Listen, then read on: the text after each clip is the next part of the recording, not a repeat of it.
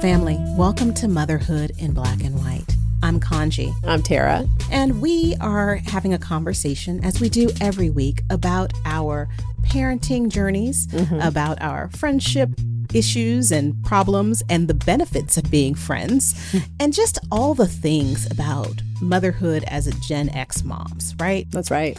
For those of you that are just tuning into the podcast, thank you so much for listening in. What we like to talk about is similarities and the things that we have in common as moms, and then the things that we experience that can be a little bit different. Because motherhood is challenging. It's hard. We'll use that word. Yeah, just say it. Hard. It's hard, but it's not universal within those challenges. And so sometimes we like to see if we're experiencing similar or the same things, or if there's anything that's different, and what we can learn from each other and from some of our guests. And so that's kind of just a little breakdown of who we are if you are just joining us. And if you have been listening to us for the last 3 seasons, welcome back. So Tara, what's going on with you this week, friend? So many things. You know, work's always crazy for me, and we are settling in. We've been talking about this on the last few episodes of the podcast, but we've kind of settled into our first week of middle school with Gage. It's been an interesting little turn of events. Let's get into this. So this whole summer with Gage was interesting because he just turned 12. And we've noticed, like, especially in the last 6 months or so, we're kind of careening into these preteen, puberty changes. You know, he's starting to look like a dude walking around my house like a grown man. I don't understand what's happening. So we're getting into this territory where he's asserting his independence in a lot of ways, which is right on time. This is when he's supposed to do it. It's totally okay, right? I accept it. But then there's also, you know, we're starting to see he's on his own in his room a lot more. Doors closed. He's kind of doing his own thing. Totally cool. I want that for him. He's got his own friend groups. They have their own conversations. I'm not privy to a lot of it. He got a flip phone this summer. He talks to his friends sometimes on Messenger. So he's just having like his own little experience over there and his own little independent life. And I'm struggling with, or I was, it's getting better, where the limits are for like how much privacy he gets. Like, how much do I go and check on him or interfere, or like when do I look, so we're getting into this territory where I'm trying to really let him be independent, but I'm also like, okay, but like, when do I just make sure everything's cool? Yeah. You know what I mean? And you're a couple of years ahead of me. Absolutely. 1.5-ish. So it's just been an interesting time. Again, I've shared recently, it's my favorite so far, but this is like what mom's having to work. I'm having to work this out for myself. And we can work it out on our podcast. That's right. That's what this is for. So I'm so glad we're here. It's great because we've had some conversations, not on air and not being recorded, about like what our kids are going through, what they need. And there's this whole school of thought and lots of articles that will tell you like why children need their privacy and need to be respected. So we can kind of walk through and talk through some of those ideas and kind of some boundaries. But I will share with you before we begin that one person who never believed that children needed privacy was my mama. My mama either. This whole like keeping the doors closed, knocking before entering, it is brand new to me. Because you know who never knocked and waited for me to answer the door? My mama. Yes. And Roman, my son, is in the 8th grade. And same thing with your son, Gage, Tara. Roman's door is always closed. And so what I have done is I just knock and open, right? Like I'm coming. You don't wait for them to come in, but you're like, I'm coming in. So how could I? It's a warning. That was not modeled to right. me. Yes. So I didn't know that you're supposed to. Like, wait for somebody to say, come in. wait for your child to say, come in to the room that I pay for. Like, you were going to say that. Like, why would I wait? Right, So this is my house. Right. So, and the fact that the door is closed is another issue. But, and he says to me, he's like, Mom, I could be in here, you have to respect my privacy. And I'm realizing he's an adolescent boy. Right. I need to wait. Right. Listen, for his for sake, me and him, and for me, right. I'm gonna knock and I'm gonna wait. Give it a minute, as long as it takes for him to say, "Come in." Yes. And again, that wasn't something I ever experienced, but when I'm looking at the argument of like why kids need privacy, one of the first reasons, of course, is for modesty, and it's like they're going through their body changes and kind of figuring stuff out and doing things, and so for that reason, I absolutely do agree that we do need to give kids some sort of privacy. How much? I still struggle with Tara. Yeah. Even from the body modesty thing, I also think about it in the terms of autonomy and consent. Like, I think it kind of goes hand in hand. Like, this is your room. This is your space. That's your body. So you get to share what, you know what I mean? So I try to think about that too, but it is like, okay, but where is the line? What's the balance? I don't know. I don't either. And you don't know either. But so I get that. Like, that's not the biggest issue with me. We think a little bit about, you mentioned that Gage has a flip phone. Yeah. A couple of weeks ago, one of my girlfriends from New York and her sons were down visiting. And she and I were on Instagram. And she looked at me and she's like, wait a second. My son has an Instagram account. It was private. Wait. And she friend requested him. So later on at dinner, I was talking and I said to her, I said, hey, Tiffany, did he accept your friend request? And she's like, no. I'm like, oh, no. No, that's a no. That's social a no. media is a line. So social media. Yes. Do you have Gage's passwords for all of his accounts, his email accounts, even his school account? How does that go? And do you check the accounts? I set up the passwords for all of Gage's accounts. So he doesn't have any accounts that he set up on his own. So I do have all those passwords. And I check his iPad every couple of weeks. I'll just do a quick run through, to make sure nothing's come through that's not supposed to, or that I missed something. Part of that is also so he can't spend all my money when he's buying those apps and stuff. And then we did a flip phone specifically because he already had an iPad. We needed a phone so he could call us in emergencies because he's on his own a little bit more now. But we did it on purpose because we didn't want to have in his pocket all that access. The iPad's a little easier to control at the house. We've taken a pretty hard stance, Jason and I both, on social media that's not going to happen. I mean, hopefully that we know about, clearly, because it can, but we really are trying to make sure that doesn't happen until it absolutely has to, till as late as possible. Yeah. That's an area where, again, I'm struggling. I give myself a D-. It's how we are able to kind of monitor our kids and their activities when they're online. Yeah. And they have to have email accounts. And sometimes they get the accounts when they're playing interactive games, video games. Mm-hmm. How do you kind of respect that? Okay, you have this autonomy, but I also have the ability to look at and check everything that you're doing. I mean, I think for us, two things. The email accounts we've had to set up for his online stuff, he doesn't have access to anywhere. He doesn't have a laptop. We haven't given him that amount. So he doesn't even know how to get into that email. He doesn't have to use it at school? He has his school email. And okay. I don't even think he uses the email. I think it's just for a login. Like, he might. We'll see. But I don't think he does. And when I'm checking his iPad, the way I deal with that is he knows what the limits are when he has the iPad. So if I check it and there are things that are outside the limits, he knows that we're going to have a conversation about that. Everything else, fair game. So I don't chew him up over every little dumb thing I see, because there's a lot of dumb things on there. But if I've set a limit, he knows this is not okay, but I see that, then he knows we're going to have a conversation about it. Yeah. And I think what you're talking about a little bit is kind of if they're able to cultivate that trust, Yeah. So if you start to check stuff, you see stuff and they're doing the right thing, they kind of earn a little bit more. That's right. That's right. Yeah. However, if you start to check and they're not doing the right thing, that trust is broken. And then you are going to start checking more. That's right. Right. And kind of setting up those boundaries and setting up those safeguards, because clearly their developing minds aren't doing what they're supposed to be doing. Right. And so, yeah, I like what you said. For us, one thing that we make sure we do is kind of, if you're doing the right thing, then you're going to get a few more things. Right. You're going to get a little bit more. You're going to be able to, we're going to loosen our grip a little bit, but we will rein it back in real tight. Exactly right. Yeah. If you start to act up, right? Yeah. And I think too with Gage, like part of our conversation has been making sure that when we're talking about it, we're not demonizing, right? We're like, listen, you're a kid. Kids have to make bad choices sometimes to recognize consequences, so they learn how to make good choices. So the reason I'm helping you with this is to practice what it means to have consequences from bad choices so that you learn how to make better choices. Because I think at one point he would get really frustrated with himself. Like, I don't know why I know not to do it, but I keep doing it. I'm like, well, that's what kids do. You're going to push the limits, and we're just going to keep hitting this wall until you stop hitting this wall.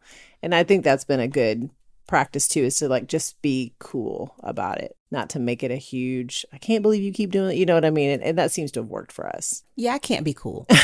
I'm making everything a big deal all the time. That's just my DNA, right? But and then again, what ends up happening is my kid starts to say things like, Mom, you're so annoying, or you're so aggravating, or you're the hardest mom I know. None of my friends have moms like that. And I'm like, you're welcome. Yeah. Because what he doesn't see, and again, there's a conversation there that I think I need to be better with my language, because he likes to think that nothing gives me more joy than punishing him, right, or scrutinizing him, right, or checking up after him and checking on him, when ultimately all I want to do is keep him safe. Right. And that's it. Yes. And I just don't understand why our kids, our adolescent kids, can't see that or get that, and kind of like, help me communicate that. Help me help you. Yeah, help me help you. Like, how do we communicate that to them in a way that their adolescent brains can understand?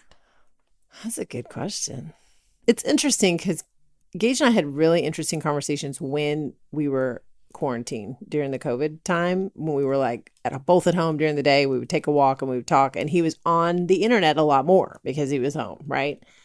And I had real talk conversations with him where he would ask me questions like, why can't I have a free reign YouTube? Why is it limited to XYZ? And I would just be straight up like, listen, I'm just going to tell you, there are really bad people on the internet, and there's very inappropriate content that you don't need to see. It's not good for you. It's not good for your developing brain. You're just going to have to trust me on this. I'm not trying to keep you from seeing all that the internet has to offer. I'm telling you straight up, there's stuff out there that you just don't want any part of. And what I'm doing is trying to keep you safe from that. I just said that to him. And he seemed, this was 2 years ago. We'll see how he feels at 13 or when in the next year. But at the time, he was like, okay, all right. So how do you have that conversation without creating fear, right? Like, you can't go on the internet because someone will track you down. Because I didn't say it like that. Mm-hmm. I said, just matter of fact, I was just very matter of fact about it. Like, there's a lot of people in the world. Not everybody's got good intentions. It's pretty rampant on the internet because there's no safeguards. You just have to be really careful until you kind of understand what the rules are. We're going to keep a tighter rein on you. And I don't know. He just wasn't scared. Mm-hmm. I don't know how I said it. I remember that. Like, I don't know if you had that experience as a kid, but kidnapping was a huge fear when we were little. Yeah. Did you have that? Oh, yeah. And my mom would just scare the devil out of me. Like, someone is going to snatch you up at any minute if you don't know exactly what I say every time I say. I was scared to death. And I feel like Gage knows that the world's not perfect and he needs to be aware, but he doesn't seem to be afraid. Okay. And I don't know if I did that or if he's just that kid. I don't know. Mm-hmm. I have tried not to use that same language. That was a huge fear for me. Yeah. I just thought everybody was going to snatch me up any minute. It's crazy how they kept us in line with fear when we were little. It's so wild. You use that like past tense, like that doesn't still happen. Well, just think about it. That's how the world is operating it's now, true. Right? It is true. Yes. Turn on any news channel and there's like fear about it's like, oh, yes, everything is happening. It's a great recession. That's true. Monkeypox. Maybe it's because I was not afraid. My mom, when she would share that with me, I could feel that she was afraid. Like that was her fear. Yeah. And I don't think I'm sharing it that sounds like that's what I'm afraid of. I'm more like, that could really happen. I don't want that for you. I don't know. It's a little different. I don't know. Yeah. Maybe that's something that I can reflect on and see if that's an area where I can change the way that I'm delivering information to get a different response. Because the response I'm getting now is one of us might not make it to the end. One of us might not make it to the end of these teenage years. And I can trust and believe I'm going to make it. Trust and believe. It's not going to be me. It's not going to be me. But when we talk about a lot of these things that we're doing is to safeguard our kids and to keep them safe. And then we also hear in the same breath, Like here we are, it's like we want to keep our kids safe by keeping them offline and not doing these things. But then we're putting pictures of our kids up on social media. Yes. And then we're the ones that are like sharing their information. Like it's their first day of school. Yes. It's their Here's birthday. the name in the background. Yes. Yeah. So I think that we also need to be mindful and be aware of kind of like what we're doing. Yeah. There was a lawsuit that came out a couple of years ago. I don't know if you paid attention to this, and it was just, I think an appeal was just filed. But do you remember the rock group Nirvana? Yeah. Oh, the baby. The baby. Yes, I do remember that. So the baby on the album cover, what was the album? Is it Nevermind? Mm-hmm. Yeah, the album Nevermind. It was the baby in the water. When he became an adult, he sued his parents for an invasion of privacy because he didn't consent to being on the album cover. And he was naked. That's naked. Right. Yes. And it's like, of course you didn't consent. You're a baby. But it makes you think, and I would love to talk to some of my fellow attorneys to kind of get some information who focus on privacy laws. Right. Like how many kids have filed lawsuits against their parents for posting things about them without their consent or without their permission. God, I will be in very big trouble if Gage gets to an adult. Have you started asking for consent? No. You don't actually post many pictures of Roman. I don't. You don't. No. I post more than you do. Yes. And even I'm way less than I used to be. But I have started asking, like in the last 2 years. Okay. Is it okay if I post this picture? Yeah, that's fine. And so that's because of how old he is, right? Yeah. Let's talk about, in the last couple of weeks, we've had a lot of people on social media posting about their kids' first day of school. And again, we were just talking about some of the information. They're posting, where their kids going to school, what their kids are wearing. And we talked about fear, Yep. If a bad actor, someone sees this information, what can they can then do with it? It's like, where the kids are going to school, what they're wearing, what their name is.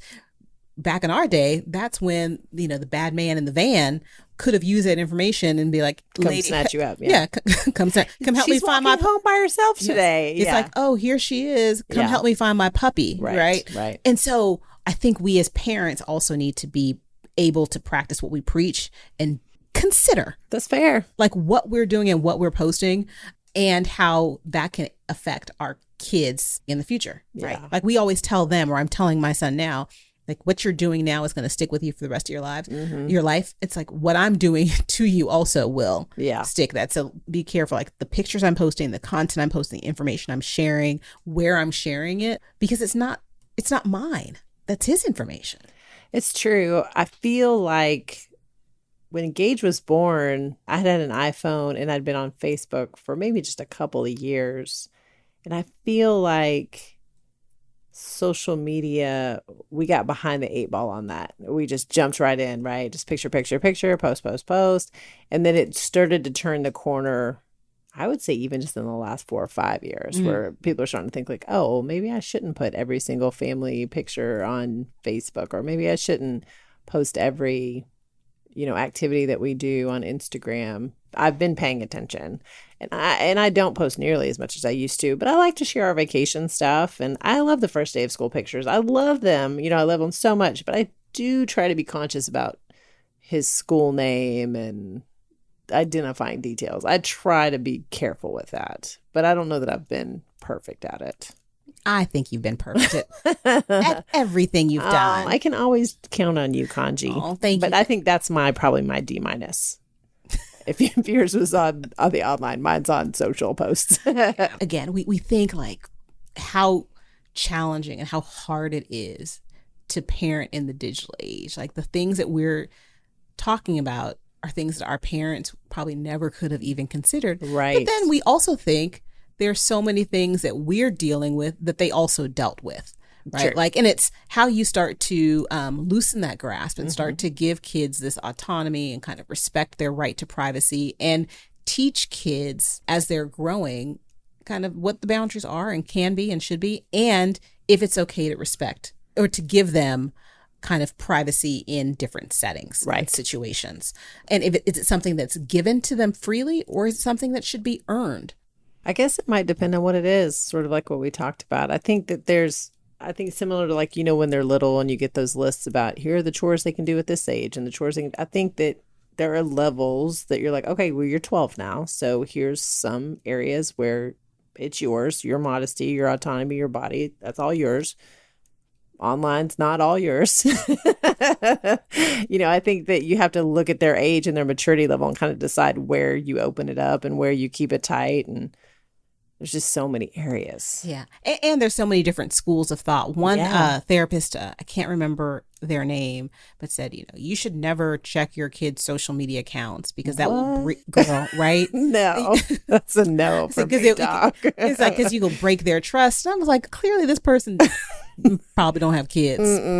No. Adolescent kids, because you have to balance maybe breaking their trust versus keeping them safe. Yeah. Right. And if you're balancing those, I'm someone's like, your safety is my number one priority. Paramount. Yes. Yeah. And it's like other things, I'm going to have to deal with you being mad at me, being angry at me. We're going to work this out, maybe in therapy for the next 10 or 20 years. But I need to keep you safe and alive. And I will do what I need to do to make that happen. I think there's a way to do it too. I mean, obviously, looking at their social media is, a version of being in their business. But I think there's a difference if you say up front, like, I will allow you to have this account, but I will have full access to it. Please know that. And you set those limits. And that's different than just giving it to them and then doing it on the sneak. Oh, yeah. No. You know what I'm saying? Or there's also there's a difference between if I'm checking it and I don't see anything, so I don't even talk to him about it, versus if I see something I think we need to discuss. So obviously he knows what the limits are and he gets that space, and then I only step in when I feel like the limit's been broken. Kind of like what we're doing now. I just think there's a way to do it without breaking their trust. I think you can set those limits and everybody agrees to the rules. And you're a master communicator, and that's key. And that's, I'm going to give you that compliment because it's true. And also that's something that I'm learning from you during our friendship and over the course of kind of what this thing that we're doing called a podcast. It's what you're doing that's different than what I'm doing. And it seems to be working from you. So it's like, okay, maybe I can take something from that and adjust it, see how it works for me. Yeah. A lot of it is all of us kind of, while we're on this parenting journey, are also on this learning journey, and we're on this unlearning journey. Oh, yeah. Right. Because it's like, okay, that's what was done for me. That did not work. Did not work. That did not work. I don't want to do that. But, you have to guard against overcompensation. We've talked about that. Like, I don't want to do it like that, but I can't do it completely the opposite way. There's something in the middle. There has to be something in the middle. But it just feels like we're making it up as we go. All the time. Just building the plane while we fly it. This don't make no sense. Every single day. Yes. But you know what? It's gotten us to where we are now. Yeah. And, it's like, it's working. Yeah, these kids are good. They're good kids. We're doing all right. I try to remind myself all the time, like, he's a good kid. We're going to be fine. He will be fine as long as you knock and wait for him to respond before you enter. He will be just fine. If you do what I do and just kind of like knock and enter, both of y'all might be in therapy someday soon. There might be some trauma to discuss later down the road. So just don't do that. You know what the other thing I do? I don't know if you do this, but like, especially around that is, because he's a boy and I grew up a girl, I don't know the experience. So I look at his dad a lot and I go, tell me how to do this. Like, because I don't know all the nuances and details there. So I let his dad kind of lead the way a lot in that stuff. I have no desire to know. I'm like, if you tell me he's cool and not to worry about it, I'm not going to worry about it. Yeah. Again, wait for the permission to enter. And that's kind of like where I'm going to set that boundary. It's like, that sounds perfectly fine. I think that's good. I'm going to give it to you. So, podcast family, we would love to hear from you and kind of how you are kind of addressing this situation. If you have kids and at any age, if and how and when you start to figure out what the privacy and supervision looks like, and how you're able to cultivate trust without breaking any of those barriers that you're putting up. Yeah. In terms of like these boundaries. Boundaries. Yeah. That's also a good word. See, you, Tara, good with communication every single day. I'm not a therapist, but I play one on TV. Tara in communication. That's her A+ for this week. And podcast family, we give you an A+ each and every day on how you're doing in your parenting journey. And we know sometimes, some days, some weeks, some months can feel challenged and hard, and they can feel like they're in a struggle, but know that you are not alone in this motherhood or parenthood journey. whatever your journey looks like. We're here right alongside you, and we will be every week, including next week. Make sure that if you haven't already, you are following us on your favorite listening platform. We love having you with us each week. Make sure you reach out to us on Instagram at Black and White Momcast. We really do want to hear from you on this privacy topic. We are obviously learning as we go, and we want to hear from you, see what you guys are doing. Thanks again for joining us every week. We love having you. With that being said, we are signing off. We will be back next week. Same time, same place. Take good care, podcast family.